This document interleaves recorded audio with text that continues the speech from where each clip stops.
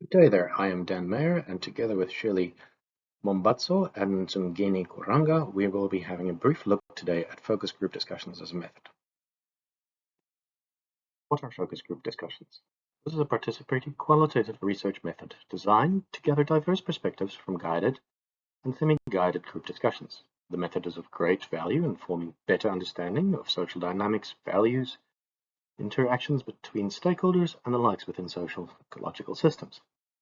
The method stems from the social sciences and has been widely employed by itself or as part of other participatory practices in ecological research to explore subjects such as stakeholder experiences, engagement, collaborative problem solving, and the like.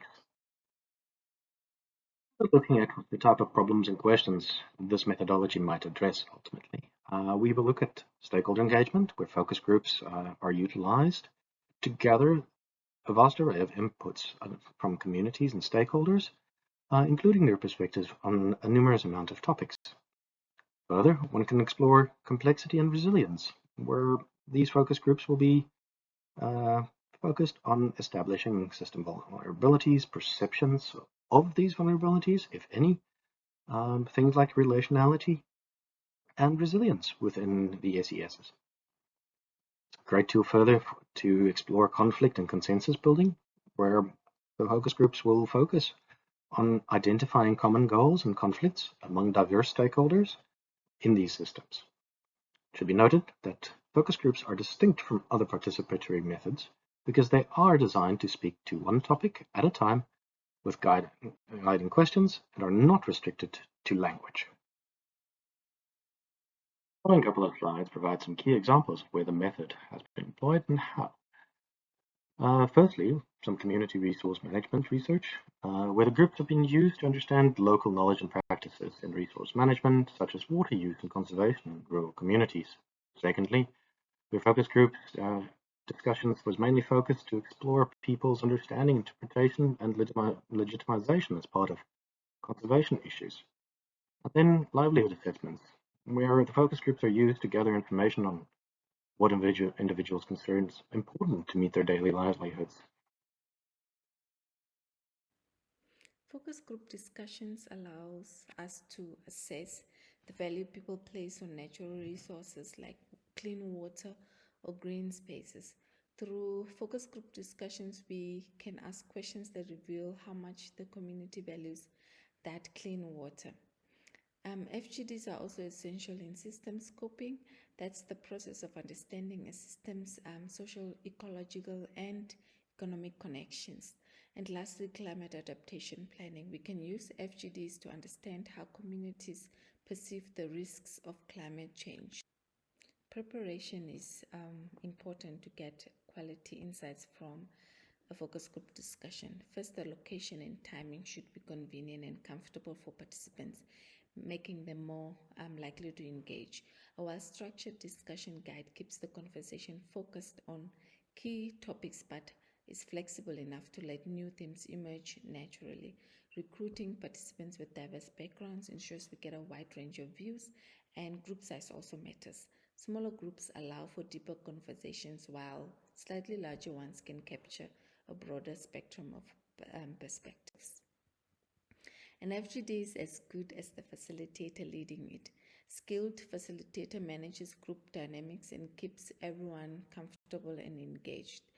And in obtaining informed consent from each participant is necessary, and this ensures that participants fully understand the research purpose and agree to share their perspectives.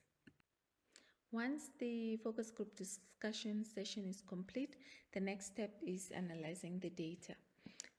Quality recording is very important, so using a reliable recording device that minimizes background noise helps ensure clarity in each participant's input. The process starts with transcription, where we convert audio into text. This allows us to review each discussion. From there, we can use thematic analysis with tools like Atlas TI to code the data, and then grouping sections based on relevant themes. Sometimes we'll recode and adjust themes to refine and group similar insights, helping us to draw more accurate conclusions. We can also use other methods like content analysis, which looks at word frequency, and discourse analysis, which examines how language shapes meaning and power dynamics. For in-depth perspectives, we might apply interpretive phenomenological analysis, a method focused on personal experiences and interpretations. This is useful for uncovering complex emotions. Now that you've considered how to analyze focus group discussions, we're going to outline some of the expected outcomes a researcher might hope to see. The first expected outcome is a researcher might uncover priority concerns and values that may later guide decision-making and policy in socio-ecological systems. The second outcome a researcher might hope to gain is an in-depth understanding of stakeholder views. This is because focus groups provide rich qualitative data on people's perceptions, knowledge, and attitudes. A researcher may also hope to find a facilitation of collaborative solutions. Focus groups support consensus building, especially when it comes to focusing on a specific challenge that a community is facing in a particular context. Therefore, focus groups may enable conflict resolution and shared decision-making among stakeholders. The final expected outcome a researcher may hope to see is this building of relational models. Focus groups serve as a space to define real and perceived relationality within a system, as well as its stakeholders.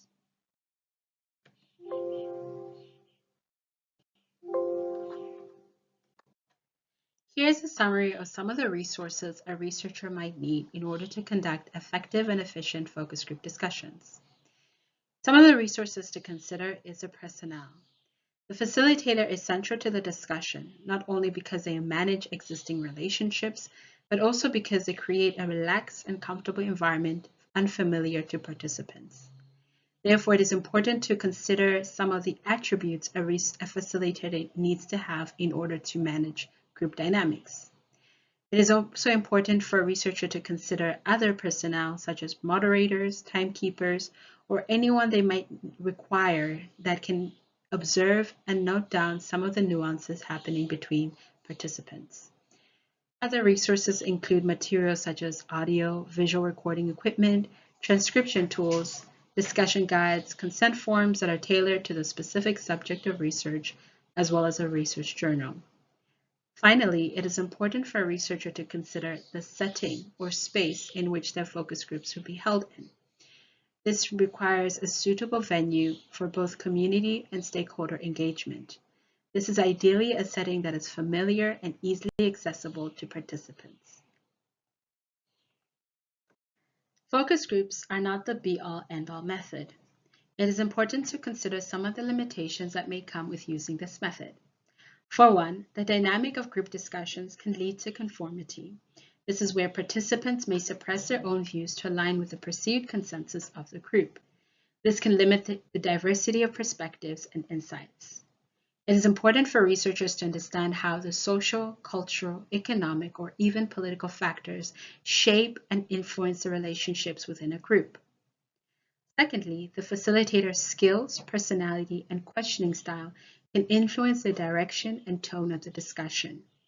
This means that a biased moderator can easily lead to biased results. And finally, focus groups require careful planning, recruitment, and facilitation, which can be both time-consuming and expensive. Often, focus group data can generate large volumes of text, which can be overwhelming to even the most experienced researcher to handle. Therefore, it is important for researchers to consider a careful plan from how to collect and analyze their research before focus groups can be conducted. Regarding the future needs of this method, it is important for researchers to consider how to maintain a rigorous approach to improve the reliability of their data. This can include repeating focus groups until a pattern is observed, or it can include having a clear rationale in how to guide research. Secondly, it is important for researchers to explore the use of technology, such as virtual platforms, to conduct focus groups that can expand accessibility and reduce logistical challenges. And finally, It is important to explore the use of mixed methods designs to combine focus groups with. This can include other qualitative methods such as interviews or observations.